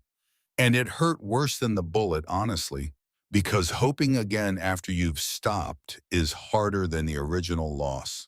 Iris wiped her eyes. Does it get easier? I've only been doing it for a week. A sound came from her that was almost a laugh, small, brief, but there. She leaned against him, the small gesture of a sister who had not leaned on anything in a long time. They sat in the quiet, not fixing anything, just being present, just proving that neither of them was alone anymore. 6 months passed the way time passed when something was finally working. Not dramatically, not without difficulty, but forward. The way seasons moved insistently and with results that accumulated before you noticed they were accumulating. Cole's stitches came out. The wound became a scar visible above the waistline, a permanent reminder of the night he stopped being invisible. He worked at Holt's garage 3 days a week, learning mechanics with the focused attention of someone who had found something he was good at and wanted to get better. He showed up every time, did the work without being asked to do it twice. The older mechanics stopped explaining things more than once. Iris was harder. She tested the boundaries the way children did when they needed to know whether the boundaries were real or decorative. Stayed out past the time Della had asked her to be home. Skipped school twice in October. Told Della once in a voice calibrated to wound that she was not her real family and did not get to tell her what to do. Della said okay, made dinner. Iris came home early the next day without explanation. The walls came down in pieces over months. A morning Iris said something funny and laughed at Della's response and seemed briefly startled by her own laughter. An afternoon, she and Cole sat at the kitchen table for an hour and a half and talked about things Cole couldn't hear from the other room, but that had the sound of connection. A Sunday, Sadie climbed into Iris's bed at 7 in the morning because of a bad dream, and Iris did not tell her to leave. Nathan's trial happened in month 4. Cole testified. His voice in the courtroom was steady in a way that had cost him considerably more than it showed. Iris sat in the gallery with Della's hand in hers. Sadie was with a neighbor too young for the specifics, but old enough to understand that something important was being decided. The jury took 90 minutes, life without the possibility of parole. The judge thanked Cole on the record for his courage. Cole nodded and did not say that courage from the inside felt mostly like fear that it had decided to move anyway. Voss's plea processed in month 5. 15 years with a possibility of parole in 10 in exchange for complete cooperation. He took it without negotiation. His testimony was comprehensive and precise. The last Cole heard, he was in a facility in central New Mexico and had asked for grief counseling, which the institution had provided. On a Saturday in late spring, Holt called. Tomorrow, desert outside the city, dawn. Della knew what that meant. She told Cole and Iris and Sadie at dinner. Tomorrow we're meeting the full brotherhood. There's a ceremony, a formal acknowledgement of what happened 6 months ago and what it means. Do we have to go? Iris asked. No, but I'd like you to. This is family now. All of them. That's a lot of family. It is, but they show up when it matters. That's the only definition that actually counts. The desert was already holding the first warmth of morning when they arrived before dawn. The sky going from black to deep blue to the first thin line of gold along the eastern horizon. 940 motorcycles arranged in precise rows on the flat ground west of the city, their chrome catching the early light, men and women standing beside them, with the patience of people who had ridden through the night because one of their own had called. A bonfire burned in the center, large enough to be visible for miles. Old tradition. Fire as witness, fire as the element that transformed one thing into another. Holt stood beside it in his full chapter gear. He raised one hand and the assembled voices cut off simultaneously. Brothers and sisters, his voice carried without amplification. We gather to honor something that began 6 months ago in a parking lot in the middle of the night when everything was at stake, and the person who stepped in was an 11-year-old boy with nothing to gain and a great deal to lose. He told it the way it had happened, not all the details, but the shape of it, the essential weight. A grandmother at risk, a boy who had been invisible to everyone, the choice to move when every calculation said stay down, the oath that followed, the 6 months of following through. He turned to Della, pulled a patch from inside his jacket, black leather, embroidered gold thread, a lion's head, fierce and detailed, looking directly forward. Beneath it, 2 words, Grandmother Lion. Della Riker, you were already one of us. Tonight we name what you became. He held the patch out. She turned. Let him sew it onto the back of her vest, each stitch permanent, each one adding weight that was not quite physical. When he finished, she faced the assembly. 940 people. Some she had known for decades. Some she was seeing for the first time. All standing in the same early light, wearing the same code.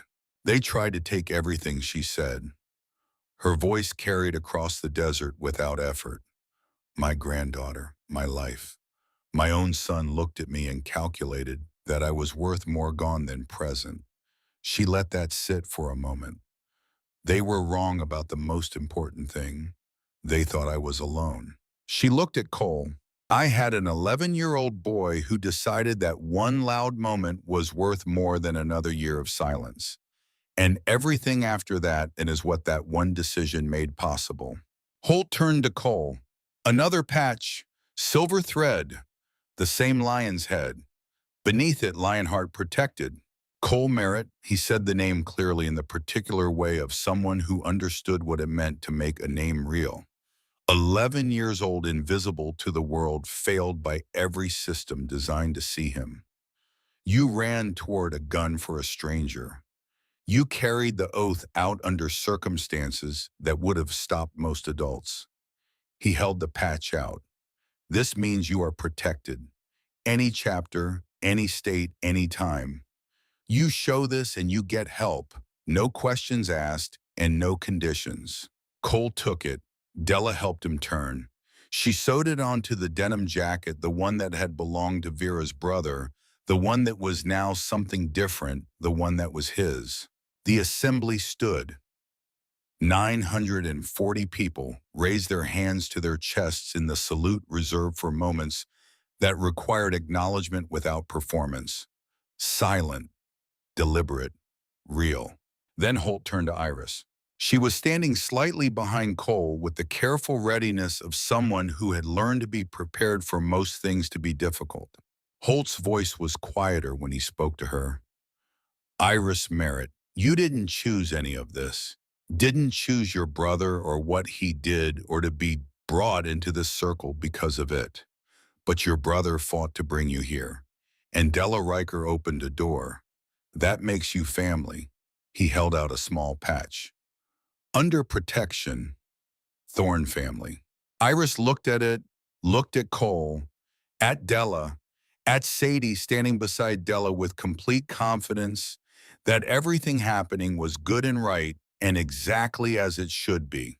She took the patch. Let Della sew it onto the jacket she had arrived in Santa Fe with the jacket she had worn through 6 different placements. The jacket that was starting to feel less like something she wore while passing through and more like something that belonged to someone who stayed.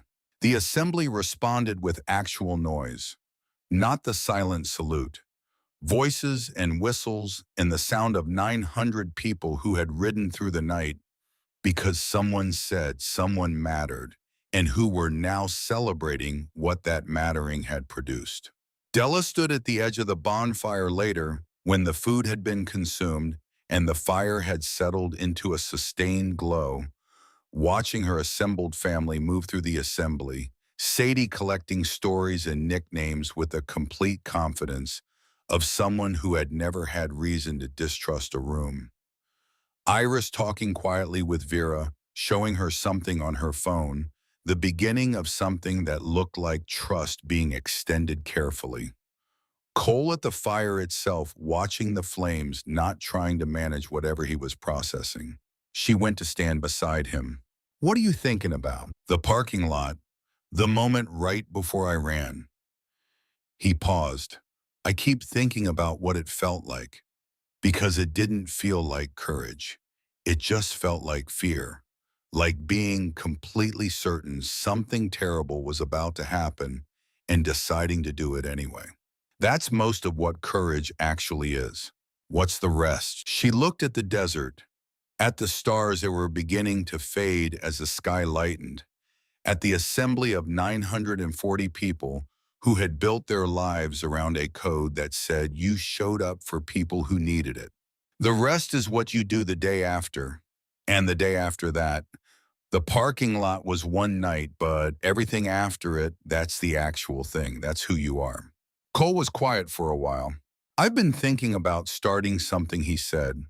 A program for kids on the street, kids like I was, teaching them what I learned, how to read situations, how to find real help when you need it, how to ask for it. He looked at her sideways. I know I'm 13, and adults usually tell 13-year-olds to focus on school. You learned everything you know about surviving by doing it. That's not something a classroom produces. If you've got an idea that comes from knowing something the hard way, I think you take it seriously. He looked at her. I could use help building it. I have 940 people who showed up because I called. I think we can find some resources. 18 months after the ceremony, the Grandmother Lion Project had helped its 119th family, an elderly woman in Taos fighting her son for custody of twin granddaughters, a grandfather in Farmington dealing with a daughter who was using his house address without his knowledge for activities that were creating legal complications he had not asked for. Families in the specific impossible situations that the law produced when it treated love as less relevant than blood and paperwork. The program worked because it combined things that did not usually come together. Legal aid funded by the Brotherhood, practical protection that operated as a deterrent, a network that reached across 7 states and could put people on site within hours when a situation required presence, and a woman named Della Riker who had learned the hard way that showing up was the only thing that actually counted. Cole was 14, still in school, which had turned out to suit him better than he would have predicted, partly because consistent sleep and reliable food changed what his brain could do. Still working at the garage. The program for street kids had its second cohort running 12 young people who came twice a week to a space Holt had cleared at the clubhouse, learning the skills that Cole had learned the expensive way. Iris had won second place in a statewide student art competition, which she had described as meaningless and then discussed at length for 3 days. She was applying to a summer arts program in Santa Fe with the careful optimism of someone who had decided that wanting things was worth the risk of not getting them. Sadie was 9. Her junior chapter of the Grandmother Lion Project at her school had 17 active members. She had asked Ella twice when she would get a road name and received the same answer both times. When you earn one. She was working on it. On a Thursday evening in late autumn, Della's phone rang with an unknown number. She almost let it go. Something made her answer. Ms. Riker, Officer Dana Mercer Gallup, PD. We've got a situation. 71-year-old woman, Her adult son is trying to force her to sign over power of attorney, threatening her. She's asking for the Grandmother Lion Project by name. Says she heard you help people in situations like this. Della looked at the clock. 3-hour drive. Early morning tomorrow. A reasonable argument for calling someone closer and getting some sleep. I'll be there in 3 hours, she said. Keep her safe until I arrive. She hung up. 4 faces looked at her from the kitchen table and the couch. Got a call, she said. Woman in Gallup needs help. Iris closed her sketchbook with the deliberateness of someone making a decision. I'm coming. You have school tomorrow. And you have a 3-hour drive alone in the dark. Iris stood. I'm coming. Cole was already standing. Sadie appeared with her jacket. Della looked at them. At this specific collection of people that violence and circumstance and the stubborn refusal to give up had assembled into something that functioned like a family because it was one. All right, she said, let's show her she's not alone. They drove through the desert in a dark and with the stars overhead doing their ancient and different work, and the car full of the warmth and noise and particular sound of people who had chosen each other being in a vehicle together at an inconvenient hour for a reason that mattered.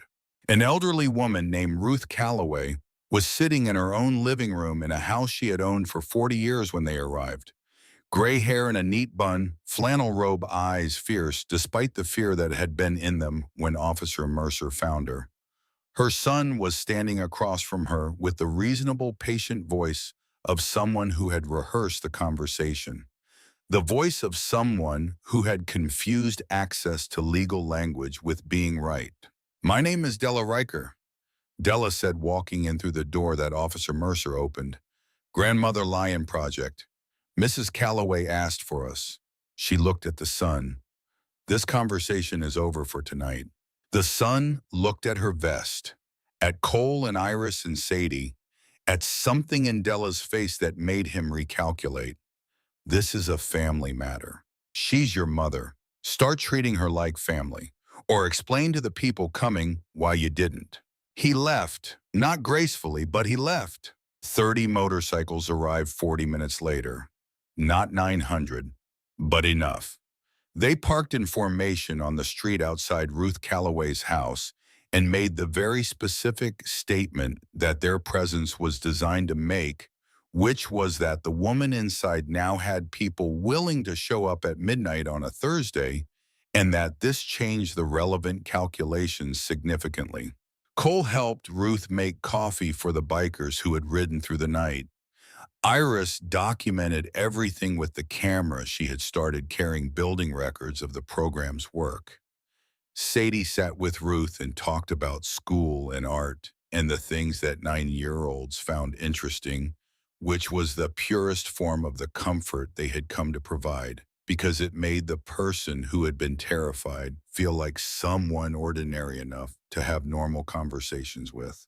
As dawn painted the desert gold and pink through Ruth's living room windows, Della sat beside her on the couch while Ruth signed nothing and the sun did not return, and the motorcycles held their quiet formation outside. Why did you come? Ruth asked. It's the middle of the night. You don't know me. Because someone helped me once, Della said, and I decided that was worth passing forward. Ruth looked at her hands. He's my son. I didn't want to believe he would do this. I know, my son tried to have me killed. She said it plainly without bitterness. The bitterness had resolved into something simpler and harder over 18 months. Not everyone who should protect us does, but we're not alone in that, and we don't have to face it like we are. Ruth was quiet for a while. Then that boy, the young one who brought coffee, he's yours. He's mine. He lost his parents. He was on the street. He did something for me that I couldn't repay. So I'm trying to repay it anyway. Ruth looked toward the window, toward where Cole was talking to one of the bikers in the early morning light. He looks like someone who finally stopped bracing for the next thing. He's getting there, Della said. They both are. The legal aid lawyer arrived at 8 in the morning. Had the situation assessed and documented, and Ruth's rights clearly articulated before 9. The sun did not reappear.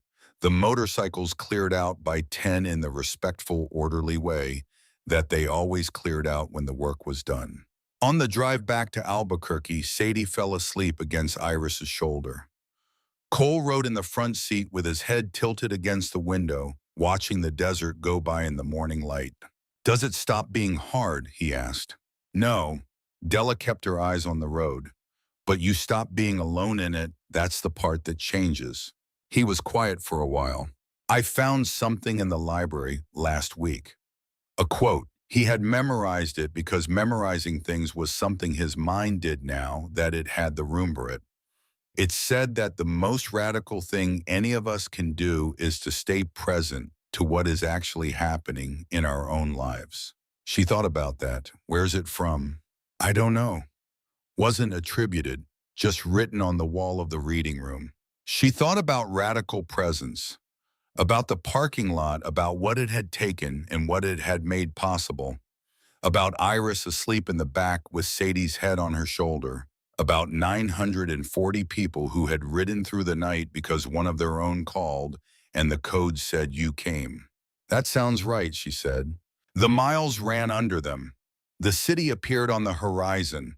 Behind them, the desert went on forever in both directions, full of truck stops and rest areas, and all the spaces where the lost and the weary paused between one place and another looking for something that might hold. Some of them found it.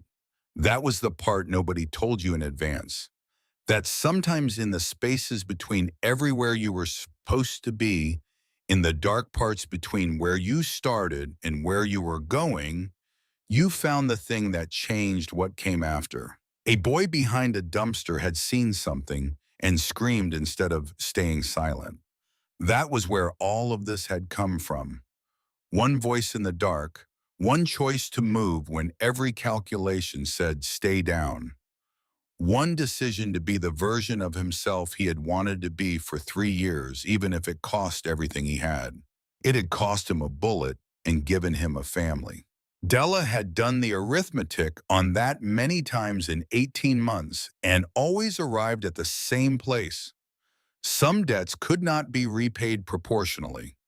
Some things created obligations that exceeded any reasonable measure of what was owed. The only thing you could do with that kind of debt was to make it mean something, to build something out of it that lasted longer than the moment that created it. She had been building. They had been building, all of them, each in the specific way that their specific history had given them the tools for. Cole with his street knowledge and his ability to see what people needed before they knew how to ask for it.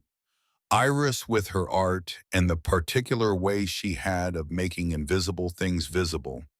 Sadie with her complete confidence that the world was good and her apparently limitless capacity for making people feel seen.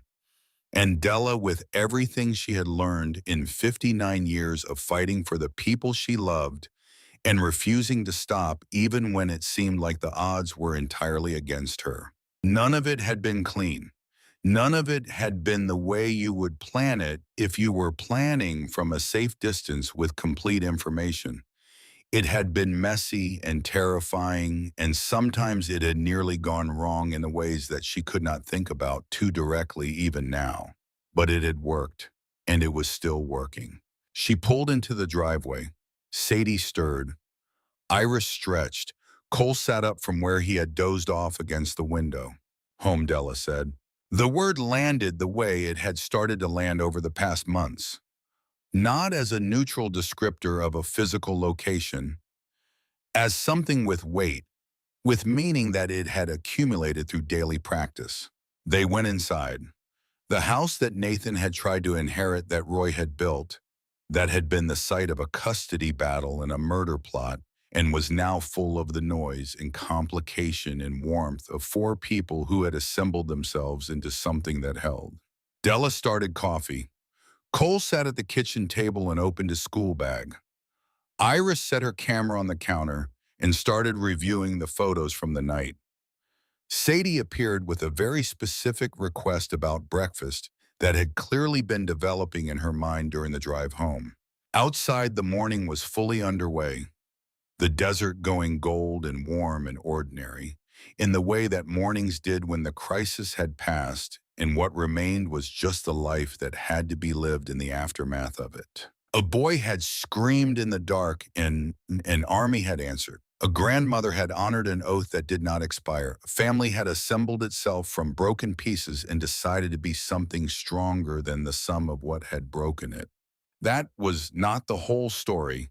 The whole story was still being written in garages and courtrooms and hospital waiting rooms and late-night drives to cities where someone had called for help. In a program that met twice a week with kids who needed someone to show them how to survive and eventually how to do more than survive.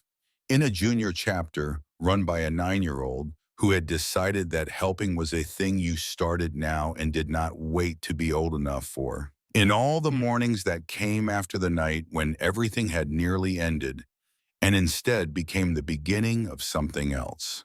Della poured the coffee, set a cup in front of Cole, sat down across from him. He looked up from his work. "You okay?" she asked. "Yeah," he said. He meant it. She believed him, which was its own kind of arrival. "Good," she said. "Drink your coffee, then get to school." He drank his coffee, then he went to school.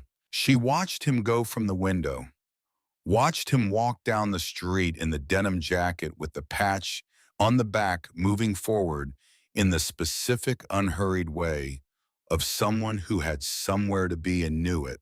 One voice in the dark, one choice to move. Everything after that was just honoring it.